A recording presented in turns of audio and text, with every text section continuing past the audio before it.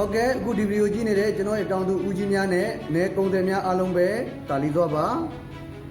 ကျွန်တော်ရဲ့တိတူကြော်သွားမတိတူဖော်စားဆိုတဲ့စီစဉ်လေးကနေပြန်လဲကြိုဆိုလိုက်ပါတယ်ခင်ဗျာ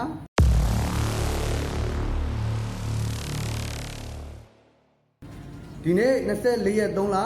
2025မန္တလေးကုန်စည်တိုင်းမှာရှိတဲ့ကုန်ပစ္စည်းအချို့ရဲ့ဈေးကွက်လေးတွေကိုပြန်လဲတင်ပြပေးသွားမှာဖြစ်ပါတယ်ဗျကျွန်တော်ဒီနေရာမှာအကြံလေးပြုချင်တာတော့လူချင်းမင်းတို့ဟာကုန်ပစ္စည်းတွေနဲ့ပတ်သက်လို့ဈေးနှုန်းလေးတွေကို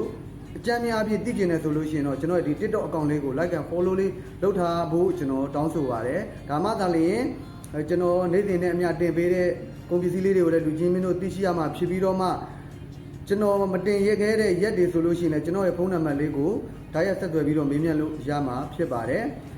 ကျွန်တော်တင်တဲ့ဗီဒီယိုတွေကိုလည်းတန်တန်တလောက်ထိအဆုံးထိလိုက်ပါကြည့်ရှုပေးဖို့လည်းတောင်းဆိုပါရစေ။ဘာလို့ဆိုရင်ကျွန်တော်ပထမဆုံးကုန်ပစ္စည်းလေးတွေပြောတဲ့အချိန်မှာကျွန်တော်လူချင်းမင်းတို့သိရှိလိုတဲ့ကုန်ပစ္စည်းကဂျားလေးမှာပြောပြထားတာကိုမသိတဲ့အချိန်မှာကျွန်တော်တို့ comment မှာတစ်ဆင့်ပြန်လဲမေးနေရတဲ့အချိန်မှာလူချင်းမင်းတို့အချိန်တွေလက်ဟတ်သက်ဆုံးရှုံးနေတာသွားမှာကိုကျွန်တော်စိုးရိမ်တာဖြစ်သည့်အတွက်ဗီဒီယိုလေးတွေကိုကြည့်မယ်ဆိုရင်တော့အဆုံးထိလိုက်ပါကြည့်ရှုပေးဖို့တောင်းဆိုပါရစေခင်ဗျာ။ Okay ပထမဦးဆုံးတင်ပြပေးမယ့်ကုန်ပစ္စည်းလေးတစ်ခုကတော့ပဲသင်းကုန်ကြီးဖြစ်ပါတယ်ခင်ဗျာ။ပဲသင်းကုန်ကြီးကဆိုလို့ရှိရင်တော့မနေ့ကတော့ကျွန်တော်2,800ပတ်ချလဲနဲ့အယောင်းဝယ်ဖြစ်ပြီးတော့ဒီနေ့ကဆိုလို့ရှိရင်2,000ပတ်ချလဲလောက်ကျတယ်2,9,800ဝန်းကျင်လောက်ပဲအယောင်းဝယ်လိုက်တော့တာကိုကျွန်တော်တွေ့ရှိရပါတယ်ကလပဲတွေဆိုလို့ရှိရင်တော့မနေ့ကတော့1,000 လောက်ကျတယ်ဒီနေ့ကတော့1,000 လောက်ပြန်တက်တယ်ပေါ့နော်ဒီလိုပဲအတက်ကြလေးတွေနဲ့ကလပဲနဲ့ပဲသင်းကုန်ကြီးကတော့ဒီလိုပဲအတက်ကြလေးတွေနေ့တင်နဲ့အများရှိနေတာဖြစ်ပါတယ်ခင်ဗျာကလပဲဗီဒူးဆိုလို့ရှိရင်ကျွန်တော်တို့2,2800 2,300ပတ်ချလဲလောက်ဒီနေ့အယောင်းဝယ်ဖြစ်တယ်ပြီးလို့ B7 ဆိုလို့ရှိရင်2,400ပဲ2,400 ပတ်ချလဲလောက်အယောင်းဝယ်ဖြစ်ပါတယ်929ဆိုလို့ရှိရင်တော့ဈေးကွက်တော့တိတ်ပြောင်းလဲမရှိဘူး2,200ပတ်ချလဲနဲ့ထိုင်ဝမ်ဆိုလို့ရှိရင်တော့2,900 2,100ပတ်ချလဲလောက်အယောင်းဝယ်ဖြစ်သွားတာကိုကျွန်တော်တွေ့ရှိရပါတယ်နောက်တဲ့ကုန်ပစ္စည်းတစ်ခုကတော့ကျွန်တော်တို့ပဲရင်အဝါအကြီးဖြစ်တယ်ပဲရင်အဝါကြီးဆိုလို့ရှိရင်ဒီနေ့ဈေးနှုန်းအရာကျွန်တော်တို့60ပိတ်တာ3တင်းဝင်သေးကို3,900 3,900 8,000လောက်ဒီပစ္စည်းကောင်းကောင်းဆိုလို့ရောင်းဝယ်လိုက်တာကိုတွေ့ရှိရတယ်အသေးတွေဆိုလို့ရှိရင်လည်း3,800နဲ့3,800ခွဲ3,800 9,000လောက်ဒီလှရင်လှတယ်လို့ရောင်းဝယ်ဖြစ်သွားတာကိုကျွန်တော်တွေ့ရှိရပါတယ်ခင်ဗျာ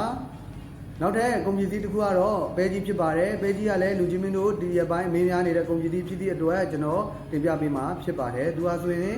3တင်းဝင်သေးကိုကျွန်တော်တို့2,100 ပတ်ချလဲလောက်ကနေပြီးတော့မှ2,900 2,200 ပတ်ချလဲလောက်ဒီနေ့အယောင်းဝယ်ဖြစ်သွားတာကိုကျွန်တော်တွေ့ရှိရပါတယ်ခင်ဗျာဗမာပဲပုတ်ဆိုလို့ရှိရင်ကျွန်တော်တို့3တင်းဝင်သေးကို3,600လောက်ကနေတော့3,900ပစ္စည်းတော်တော်လားလို့ကြိုင်အောင်ကြံ့ဝယ်ဖြစ်တဲ့ပစ္စည်းအရွေတွေးဆိုရင်3,900ပဲလောက်ထိကိုရောင်းဝယ်လိုက်တာကိုကျွန်တော်တွေ့ရှိရပါတယ်ခင်ဗျာရှမ်းပဲပုတ်လေးတွေကတော့3,100လောက်ကနေ3,200ခွဲ3,300ပဲချလဲလောက်ပဲအယောင်းဝယ်လိုက်တာကိုကျွန်တော်တွေ့ရှိရတယ်နာနီကာတင်ချောလို့ဒီပစ္စည်းကြိုင်အောင်ကြဝယ်လိုက်မယ်ဆိုတော့3,300ခွဲပဲချလဲတော့လိုက်မှာပေါ့ခင်ဗျာဒါလူချင်းမင်းတို့ကိုဒီလေးသိရှိအောင်ကျွန်တော်အသေးစိတ်ပြန်လဲရှင်းပြပေးခြင်းဖြစ်ပါတယ်ပဲရင်ဒီလေးတွေလည်းမာတယ်ပဲရင်ဒီလေးဆိုရင်ဒီရက်က2,400ပဲချလဲလောက်ပဲအယောင်းဝယ်ဖြစ်ပေမဲ့ဒီနေ့ဟာပစ္စည်းလှရင်လှတယ်လို့2,400 3,200ခွဲလောက်ထိကိုအယောင်းဝယ်လိုက်တာကိုကျွန်တော်တွေ့ရှိရပါတယ်ခင်ဗျာနောက်တဲ့ကုန်ပစ္စည်းတစ်ခုကတော့ကျွန်တော်တို့ကျွန်းတော်ဖြစ်တယ်ကျွန်းတော်လည်းဈေးမာတဲ့ဘက်မှာရှိတယ်သူဟာဆိုရင်3တင်းဝင်ဈေးကို3,300လောက်ကနေပြီးတော့မှ3,600ပဲ3,900လောက်ထိကိုဒီနေ့ရောင်းဝယ်ဖြစ်တယ်ပစ္စည်းလှရင်လှတယ်လို့ပစ္စည်းကောင်းရင်ကောင်းတယ်လို့အစိမ့်စီလေးတွေနဲရင်နဲတယ်လို့အရေးတွေးကနေပြီးတော့မှပစ္စည်းကာလာညီပြီးအလုံးညီတယ်ဆိုလို့ရှိရင်ညီတယ်လို့ကျွန်တော်တို့ဈေးအမြင့်ရရှိသွားမှာဖြစ်ပါတယ်ခင်ဗျာဒီဗီဒီယိုအဆုံးထိကြည့်ပြီးတဲ့တယောက်ချင်းစီတိုင်းကိုကျေးဇူးထူးပဲတင်ရှိပါတယ်ဒီတဲ့အသေးသေးသိရှိလို့ရဆိုရင်ကျွန်တော်ရဲ့ဖုန်းနံပါတ်39 40 26454 39 88 ကိုဒါရဆက်တွဲမေးမြန်းလို့ရပါတယ်ဒီမန္တလေးကုန်စည်တိုင်းမှာရှိတဲ့ဈေးကွက်တွေပြီးလို့ရှိရင်ကုန်စည်နှုန်းတွေကိုနေ့တင်နဲ့အများသိရှိလို့တယ်ဆိုရင်တော့ကျွန်တော်ရဲ့ဒီ TikTok ကောင်လေးကို like and follow လေးလုပ်ထားပေးဖို့တောင်းဆိုပါတယ်ခင်ဗျာကြည့်ရှုသူပေါင်းစိတ်ချမ်းသာခြင်းကိုယ်ကျန်းမာခြင်းနဲ့ပြည့်စုံနိုင်ကြပါစေခင်ဗျာ